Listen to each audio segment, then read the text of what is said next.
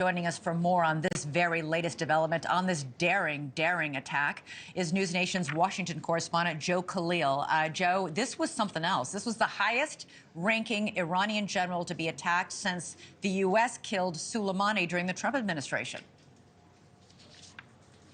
Yeah, and I think daring is a good way to put it, Elizabeth, not only because of the way that this was carried out, but also because of the possible ramifications here. I mean, this very well could escalate the war, not just from Gaza and Israel, but well beyond, and to a broader conflict in the region. And that is the concern, frankly, that the American side has, along with the Israeli side as well. So we're talking about a top commander here, as you mentioned, Mohammad Reza Zahedi, who was killed along with 6 others, according to Iranian state media, in this attack inside the consulate building in Syria. Now, if you're wondering why in Syria, Syrian government, along with the Iranian government, are very strong, close allies, which both makes them enemies of Israel. So it's not a surprise that the Iranian Revolutionary Guard Corps members are meeting in Damascus. What is maybe surprising is, again, that Israel made this choice to move forward with this attack, although the intelligence on the Israeli side, we know, is very good, akin to what the CIA has here in the United States. Matthew Miller, the spokesperson for the State Department, addressed the concerns about whether this strike might lead to a broader conflict, and here's what he said.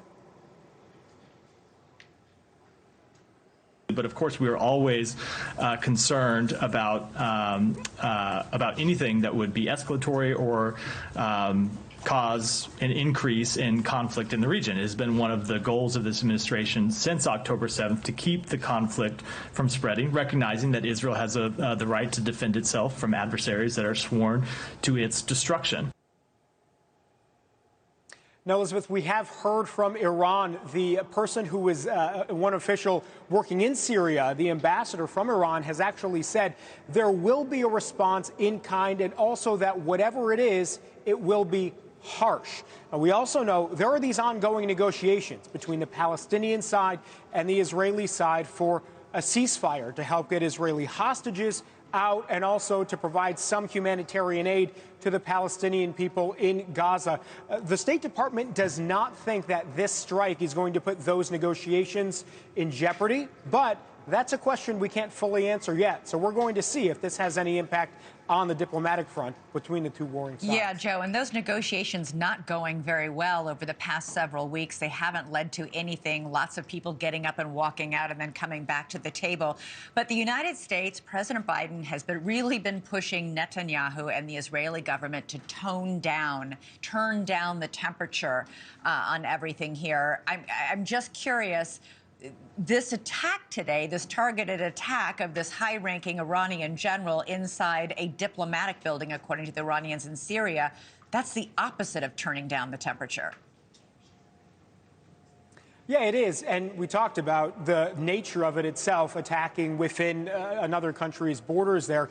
There are always these proxy back and forth. You have Hezbollah in Lebanon that is regularly firing rockets into Israel, and Israel firing back into Lebanon. Just yesterday, one Hezbollah commander killed by the Israeli forces there. So even while these negotiations are happening, you do have these sort of proxy wars happening all around Israel. And that's why there is such a concern that it is a tinderbox that may end up resulting in a larger conflict there.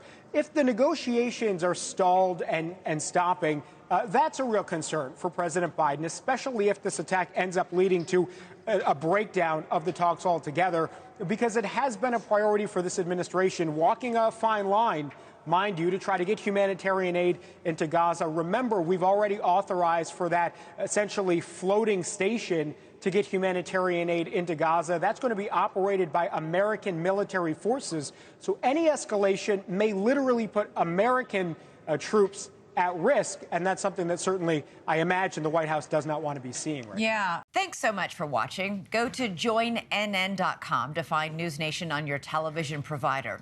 And don't forget to click the red subscribe button below to get more of NewsNation's fact-driven, unbiased coverage.